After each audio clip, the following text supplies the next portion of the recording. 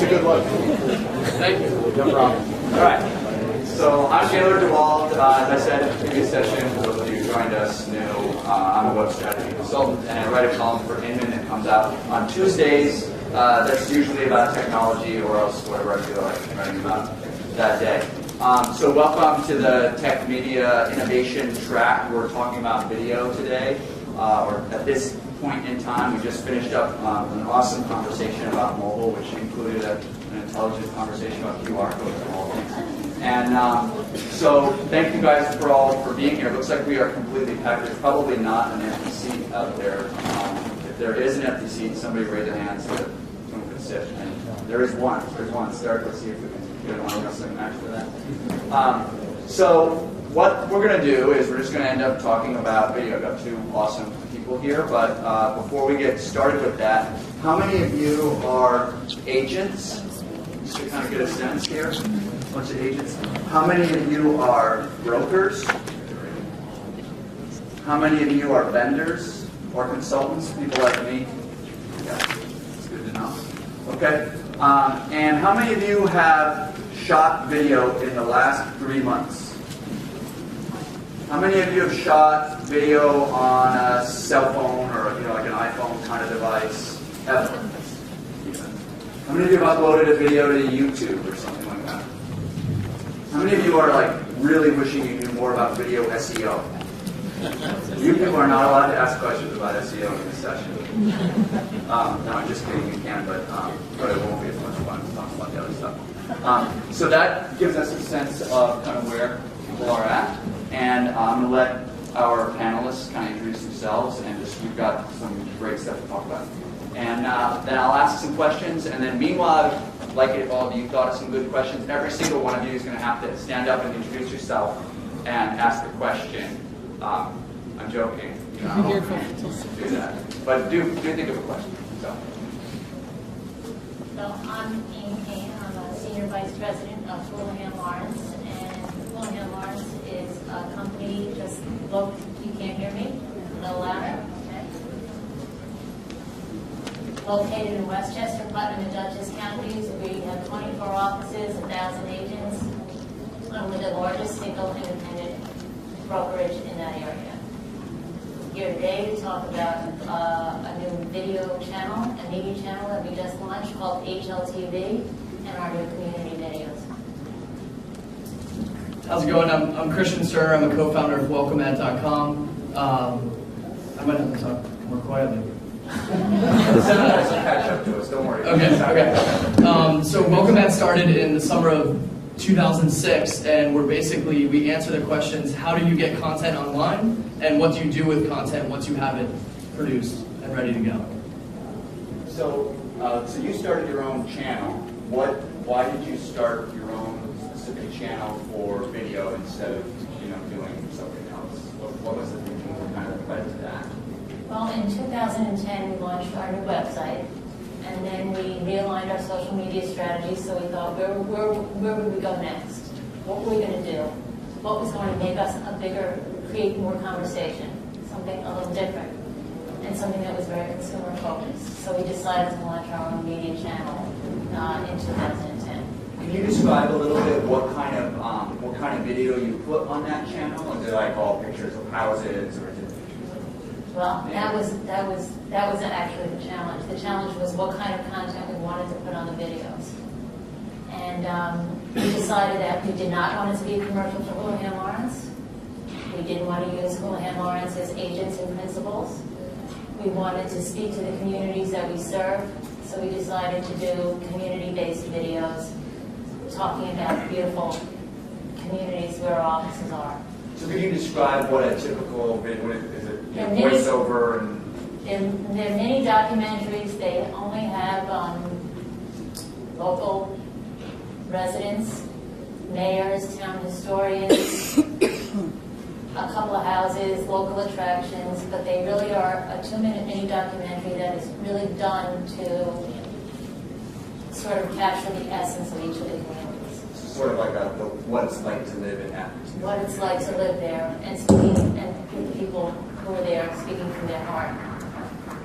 And what did you experience any kind of technology challenges along the way, or any they wouldn't mind sharing any pitfalls not to fall into? Well, it was a huge endeavor. I mean, we ended up doing 34 community videos, most of which were about the communities that we served. Some were more thematic in content.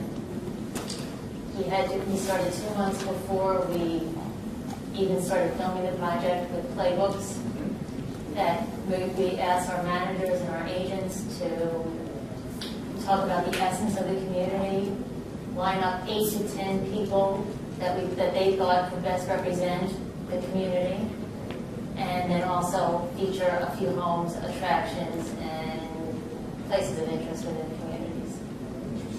I'm gonna, Christian, I was wondering if you could talk a little bit about, because you have a whole video platform for developing channels, so it makes it sort of an interesting, mix of what you guys are talking about this. So from a tech standpoint, or from even, a content standpoint, what are some of the things to think about, that you see in terms of setting up a channel that's focused on your own, as opposed to, say, uploading to YouTube or Vimeo or Yeah, so basically the real question is, do you consider yourselves publishers or do you not consider yourself publishers?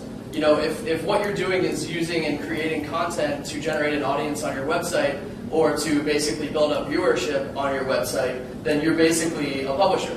And if you don't care about that, if that's not part of your game plan, then you can post your content elsewhere and the views will occur there. So really what it comes down to is, what is the best funnel? What is the best experience for you as a business or a professional in regards to where the views occur? And so the people that use Welcome Ads platform, right now we have about 14,000 individual real estate professionals, brands such as Houlihan, Prudential Douglas Elliman, Halstead Properties, Seven Gables in California, Weichert's, ForSaleByOwner.com. All of them are leveraging content to generate traffic and audience on their website because they believe that that's the best spot for a view to occur, so that they can, connect with people emotionally, but also connect with them offline. So, for example, someone hosting a video on YouTube, if visitors saw it on YouTube, they'd be at youtube.com. Right. Whereas someone using your tool would see the video on, my awesome real estate site. And YouTube as well. So we I got that registered already, by the way. Don't try it. So we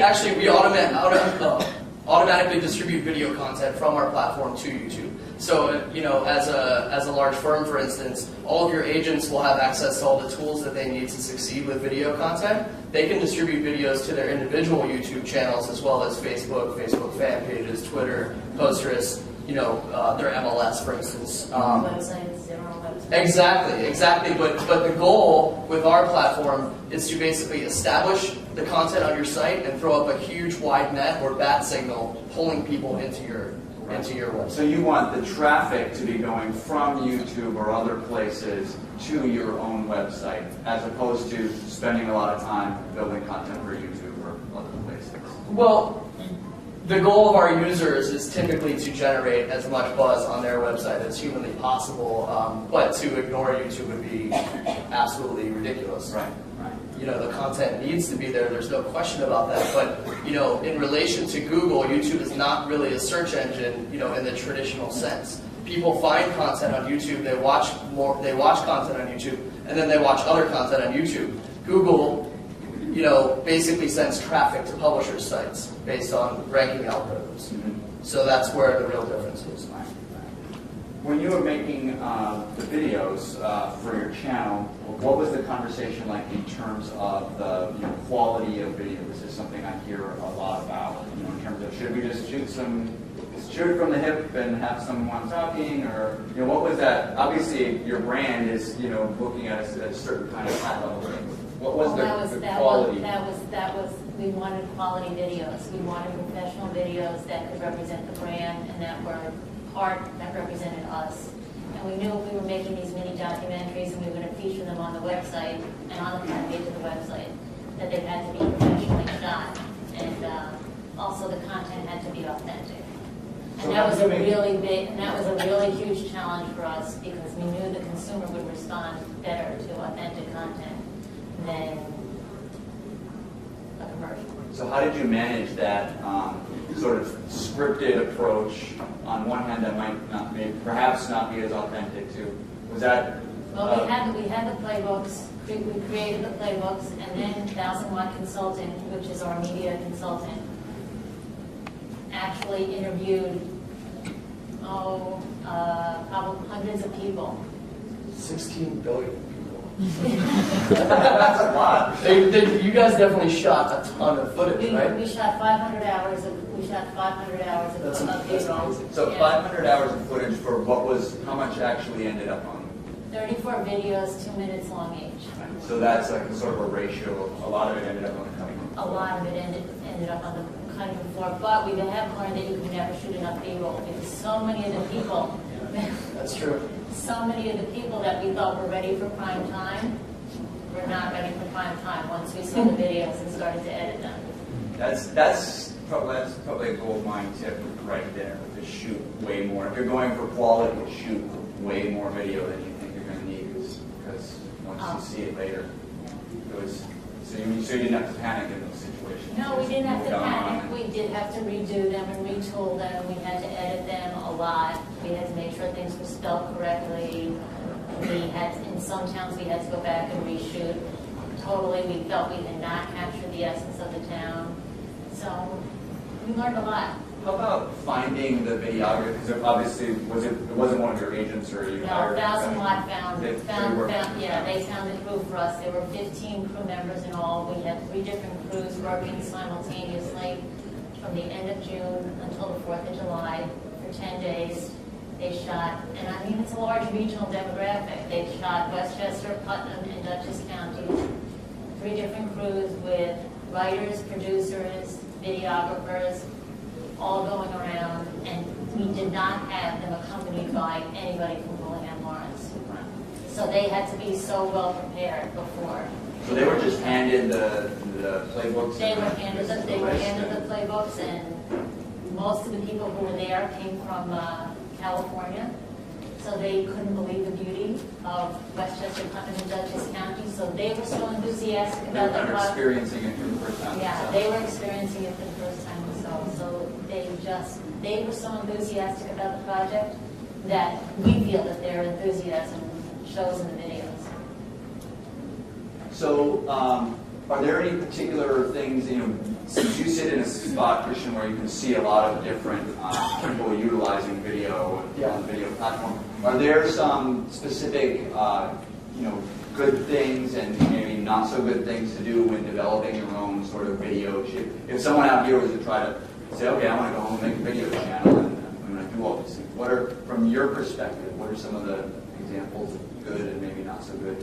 Well, I think the biggest thing with video is to just know your limitations. No extremely genuine video is a bad video necessarily. Regardless of are you a cameraman or not. Basically what it comes down to is who is your audience. So when people are using video to win more listings, which is the most common feedback that we get, is that agents that use video do not lose listings against agents that don't use video. The general scenario is use a professional if you're using it as a listing presentation tool. Because quite honestly, you don't look very good if you're presenting, user-generated content, for your marketing plan in regards to how you're going to market somebody's property. But on the buy side, buyers just want as much information as humanly possible in regards to listings. Now, I'm only talking about listings, and so there's many, many different types of videos you can be doing. You could be doing community stuff. Yeah, community tours, school tours, interviews with principals, whatever it is that you choose to do to be an information source, for all things local. The biggest thing is just to be extremely genuine and try to make sure that you're satisfying information needs of your audience in general. And I think that the way you brought that up is really helpful in terms of understanding what's your business objective for using video. If my business objective is to win listings, I might pursue it like this. If my business objective is to provide a better experience for my buyer customers, I might use it. So you're not going to get a three camera shoot out there every time for, maybe for an expensive enough house, I guess, you can do what you can do. But, but just to keep in mind that there are different qualities of video and that they're okay in different situations. Yeah, it's just keep in mind who your audience is. Yeah. Are there questions out there? I can keep asking questions, but you guys know better. So, right here in the front. Show the, Let me show you. Our most popular one is called New York City's Backyard, and take a look. I usually take the 7:10 train into the city, which entails getting up at 6:10. Get up, jump in the shower, run out the door as quickly as possible. A mere 10 minutes to the train station. It's all business people at that hour. It's too early for kids to be going in, if anyone's going in for school or anyone going in to enjoy the day in the city. So it's everyone going to work. People are pretty quiet. People are pretty good about not using the phone. And I like to think I'm going to catch up on my reading and emails. Truth be told, I often am napping on the train as well. But other than sleeping, the train ride is a pretty good time to kind of gather yourself together before launching into a high energy day.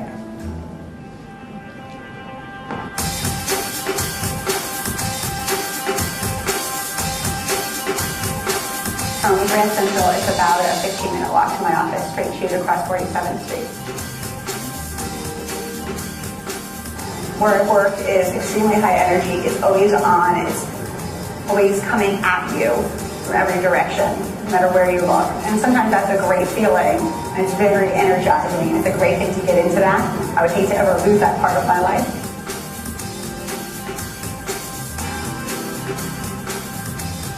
Before we moved here 10 years ago, we lived in the city, and we had 2 children there. Well, when you do live in the city, you're caught up in a high-energy, highly focused routine 24 hours a day. When you have a chance to come home, as I do now, you have kind of escaped to a more calming atmosphere that really lets you spend time with your family more disconnected and lets you slow down if you want to.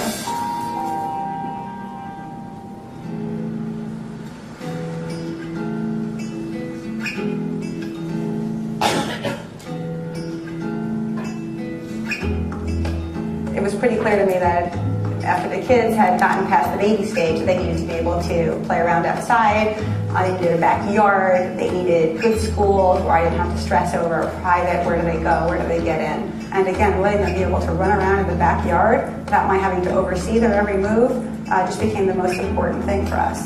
So coming back to where I grew up was a completely natural, easy decision.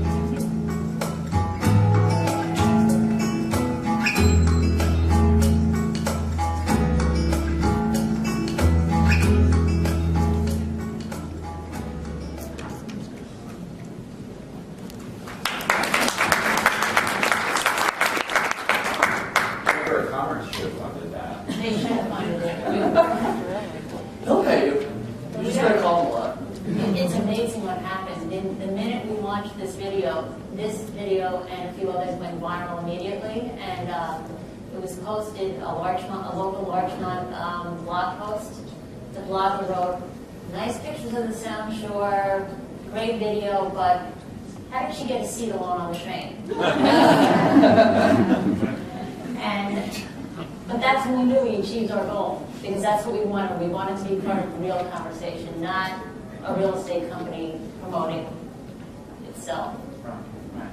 All right, so, question here. Can you share some information on how you funded it? The 32 videos? We funded it as part of our marketing budget and plan. The free camera shoot is cheap, I can show you that. It was not inexpensive. In the back here. So how have you seen any traction? I'll say that video is the most popular. Have you tied any, get really transactional, sort of whatever? Have you seen any deals or leads come from that sort of thing, or is it more of a soft marketing type of a play that's just really about brand as opposed to pure transaction? So Eric was asking about how are you measuring the success of this? We're measuring the success. Yes, it's a soft marketing thing. It's not necessarily more traffic to the website. Definitely more traffic to the site. Definitely more about conversation, more authenticity, more feeling. Giving people a little bit warmer feeling that we're not just out there to sell houses, that we're selling community, and that we're selling lifestyle. How long ago was this launch? We shot this at the end of June until July 4th, and we launched, I think, beginning of September. So you've had it, so it's been out there for a couple of months. Beginning of September or maybe October? So most of the work was completed by September. I have a feeling though that the launch was in October, early October. Yeah. First week of October. First week of October. There you go. Okay, thanks. So have you heard from the, from the agents in terms of doing listing presentations or? The agents want to know if they can do property video now. Right. They think it's great.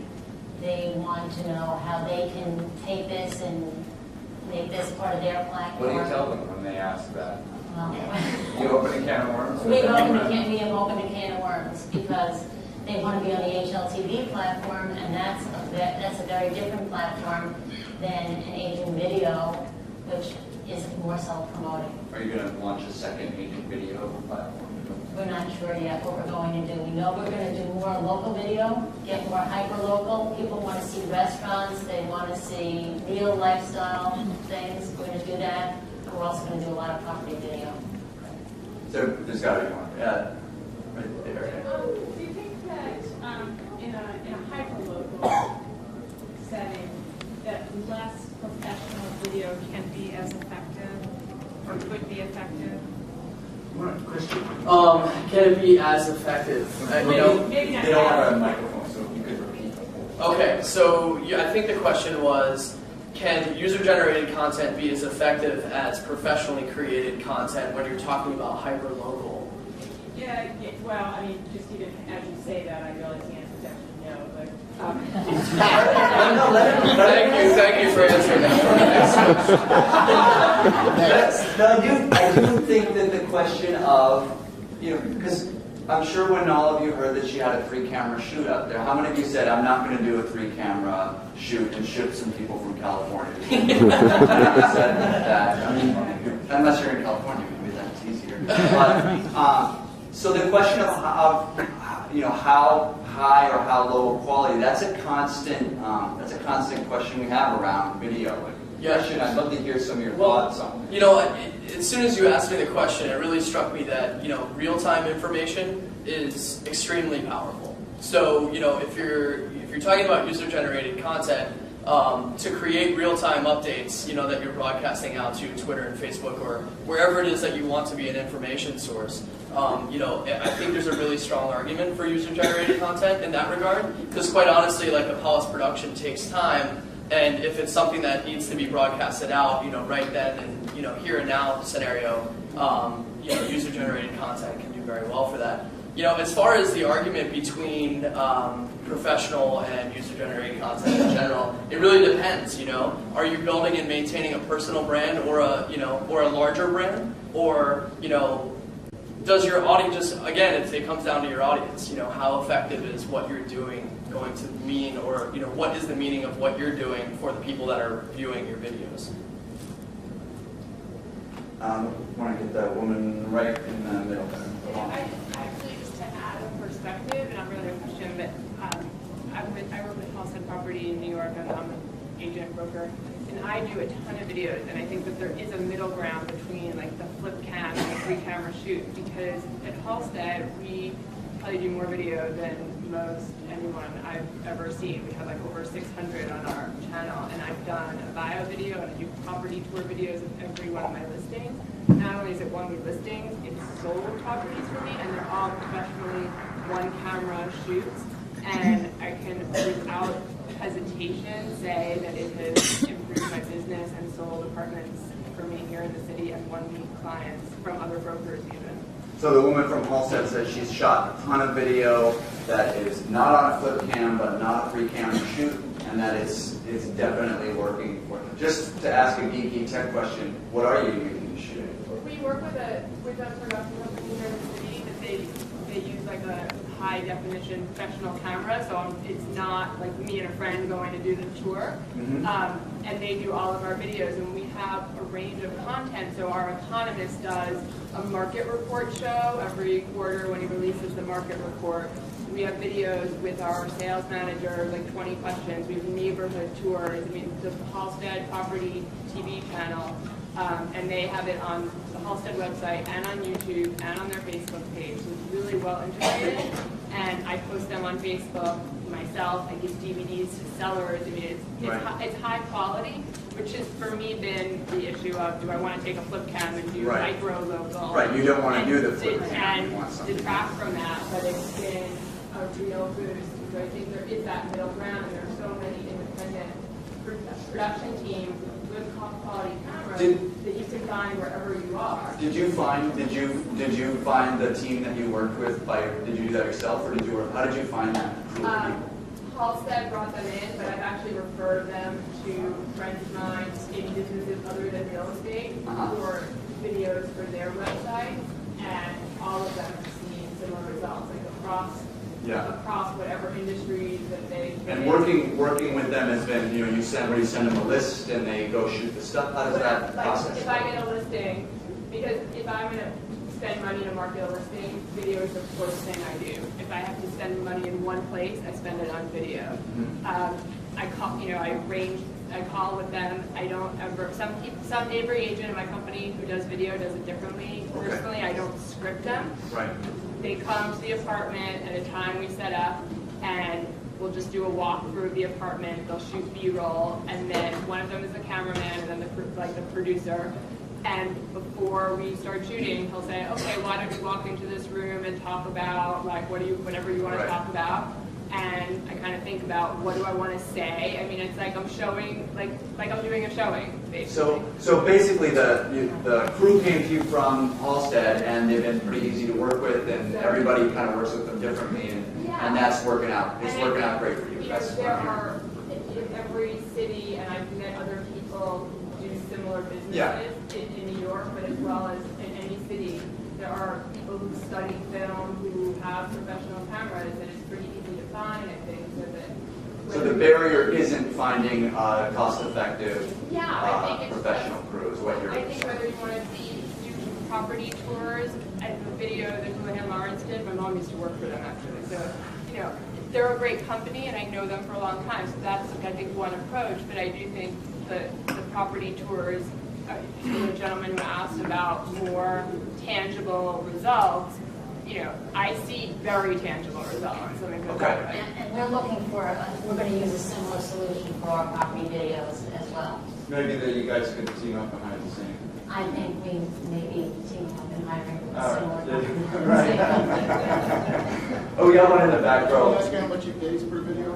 Oh, well, do you want to say how much you pay for the video? I feel like that's not a fair question, so I'm going to ask anyway. Some people are just asking me, because Halstead uses this one crew, It's like an old rate. It's a negotiated rate. So, I mean, I know for one-offs that they've done for people that I've referred them to outside of real estate, it really is dependent because they can do a 3-camera shoot and they can do more sophisticated. There's a lot of variables. How far do they have to try? Right. I mean, it's not $10,000. You know, I mean, it's reasonable enough that when I have a small studio apartment that's in the $300,000 price range, I still do a video. Okay, so you've got it tied in. You know exactly business model where to go. That's awesome. I'm just going to sweep the room straight on the side. We had a video, and one of the questions we get from agents is, how do you handle the people, like in the video? Like when they're out shooting a community video, someone walks by. Are they allowed to keep that person in there? That license plate that flies by the road? What are the legal ramifications of that issues for community video when you're filming things? You want to take that one first? Yeah, so if somebody walks by, I'm pretty sure that you're pretty safe in general. I'm not a lawyer, and actually we're a software platform, so we actually do a lot to stay out of the video production process, a lot, other than to facilitate, the fulfillment of videos through our system.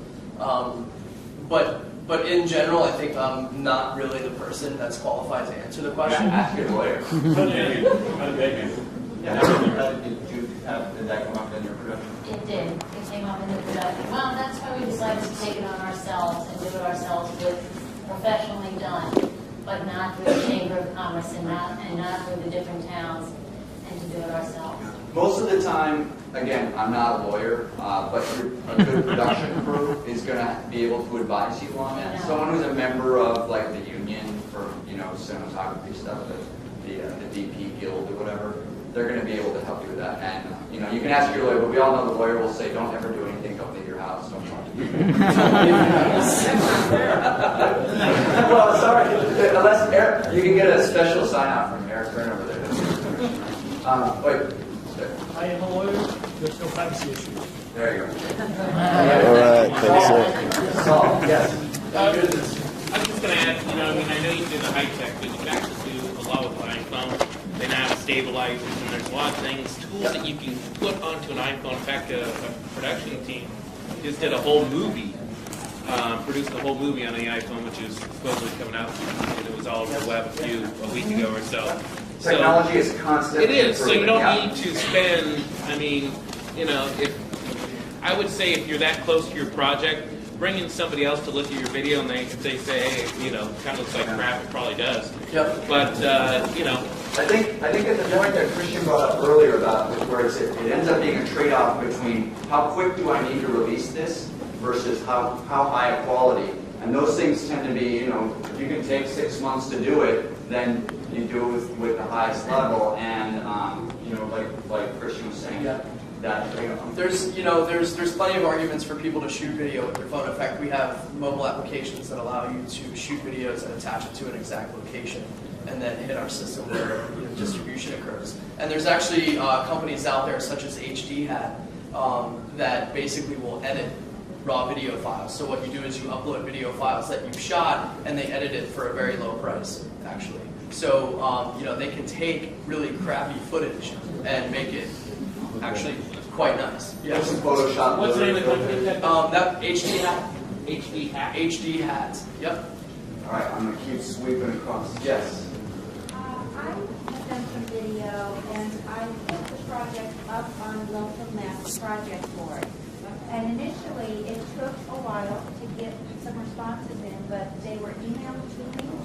And I was so impressed with the candidates that came forward offering to do video and the bids that they were putting in. And I ended up with two cameras, very professional in every way. And it was very reasonable. And so Local Map is a wonderful source, a resource to utilize for those projects. So you found you solved the problem of how do I find someone to shoot using about women? I just put it out there, which is so great about that board, and just waited for them to come in, and they will send you links to their work. I mean, I didn't want the wedding singer. Right. And I got some of those, but I really scrutinized and screened and had some intense conversations with them about what I was looking for, and I got nothing but excitement from all of it. Okay, so that's one way of solving that problem. Now that you spent all the money on the videos, but how do you now market that you have this channel to people outside of your immediate area who might be coming in? How do people find these? HLTV is on the website. They see it right there. It's on the front page of our website. But if I'm from California and not Dutchess County, I can answer that from a technical perspective. So we index all the video content that's posted. You know, our partners post their content. We index the video content on their website. So we change the link structure of the videos themselves. And Google basically, and all the search engines basically know exactly where those videos are on their website. So if people are searching, doing general search stuff, they will find this video content and click into our partners and users' websites. The other thing is through our automated distribution. You can build your audience. So you can choose to distribute links that pull people from Facebook or Twitter into your website, or you can actually distribute your custom video player into Facebook and actually get the views on Facebook, but also measure the results. So there was no ancillary marketing program to announce you had the channel? No, it was announced virally. Honestly, we launched it and we were shocked. Largemont, Patch.com approached us. They wanted to, in fact, I have a Bronxville video here. They talked about how we had reinvented a new way of selling and marketing homes. And they talked about our Bronxville video, and they've asked to post a lot of our community videos on their site as well. I think it's, in terms of like finding, there's always the issue of making and posting the video, and then there's the issue of like people know that you have this video to look at. And there's the search engine, algorithmic way of gathering an audience that, that the platform is, that you guys do there. And there's also that viral social. People find things two ways. You find it because you hear about it from your friends, and you find it because you're specifically looking for it. One thing I wonder whether, whether this came up in your conversations in making it is, since you are focusing on an individual in that video, whether that increased its social, whether the woman who's in that particular video would probably be more likely to tell all of her friends that, hey, I'm in this video. Did that play in, or was that just sort of part of the way it worked? It was the way it worked. Yeah. It was totally coincidental. It was completely coincidental. Yes. What kind of information and time went into your playbook? What did you do to do that? Gay, you want to talk about that? It was a lot of time and effort, I will say, because we used our managers in our office, and then in each office that we have for each video, and then they gathered their agents in the office who were the real local experts. Their job was then to go out and ask people, talk to them to see if they would be willing video participants. The whole world does not want to sit on camera and talk. They're not comfortable with their privacy, what have you. So in order to get people and interview, get contact information and what have you, probably from beginning to end, it was the better part of three weeks, I would say. So, but it was a lot of work, and the devil was in the details about this. I think the videos that had very, very thorough and very good playbooks were the videos that were most easily shot. And because they knew what the end story had to be, and so they kind of created and interviewed with that theme in mind and asked questions that would help them parlay that essence that they knew they had to capture. So it sounds like a big lesson there was the planning up front was worth it. It was worth it. The time you spend, and this is something that definitely happens in productions of all sorts, that it's a lot less expensive to get 5 people in a room writing on paper than it is to get 18 people in a room with 3 video cameras. Okay. So was there any scripting, or was it just ad lib? No scripting. But they could choose the questions to ask, the leading questions to make the story. No scripting. All right, so we're sadly out of time. Thank you guys for coming to this video. And we'll be up next with another presentation shortly.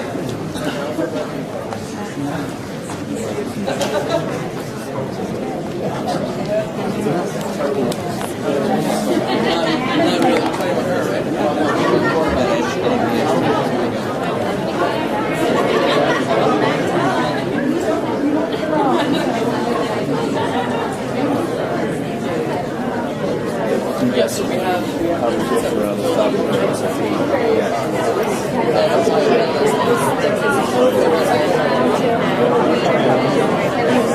Well, yeah, so